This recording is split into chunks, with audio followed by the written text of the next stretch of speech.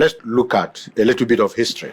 You know, when Nnamdi Azikiwe came back from the United States, he started his politics in Lagos. He gained ground a lot and actually controlled the politics in Lagos. Then when Awolowo came back from the United Kingdom, Awolowo was looking for a foothold, what to lean on, how to form his own basis. And he brought in tribalism in politics. He now told the Yorubas, why should an Igbo man come and be this and be that? And that was how tribalism started in politics in Nigeria. Then that 1951 debacle in the Western House, where Zeke was going to be the premier of Western Region. But overnight, there was cross-carpet, and then he lost out. That done. Remember then, in 1949, an Hausa man was elected the mayor of Enugu, Umaru Artine, the mayor of Enugu. An Hausa man was elected in Onitsha, for Onitsha province, as the representative in the House of Chiefs. A Yoruba man was elected in Port Harcourt as the mayor of Port Harcourt. His deputy was Mark Ibu, an Igbo man. So, things were going very well. Then recently, you just have this paranoia about Igbo man in Lagos. Ordinarily, the Igbo man doesn't give a damn who is where, especially if there is efficiency. The Igbo man is individualistic, and the individualistic person is usually proficient, usually creative, usually productive. So if he sees a productive person, he works with that person, no matter where the person comes from.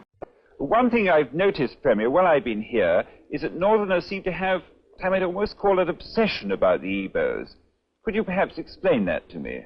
Well, the Igbos are more or less the type of people whose desire is mainly to dominate everybody. If they go to a village, to a town, they want to monopolize everything in that area.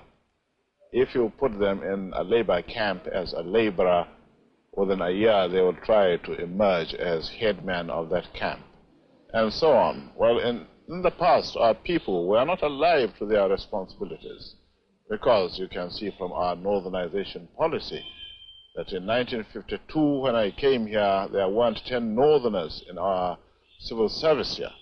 Then I tried to have it northernized, and now all important posts are being held by northerners. Is this policy of filling all key posts in the north solely with northerners and not with other Nigerians a temporary or a permanent one? In actual fact, what it is a northerner first. If you can't get a northerner, then we take an expatriate like yourself on contract. If we can't, then we can employ another Nigerian, but on contract too. This is going to be permanent, I should say, as far as I can foresee, because it will be rather dangerous to see the number of boys who are now turning from all our learning institutions coming out with having no work to do. I'm sure whichever government of the day might be, it will feel rather embarrassed, and it might even lead to bloodshed. Doesn't this damage the idea, sir, of all people in all regions in Nigeria being fellow citizens of one country? Well, it might, but you are, new to our region, but how many northerners are employed in the east or in the west? The answer is no. And if there are, there may be 10 laborers employed only in the two regions.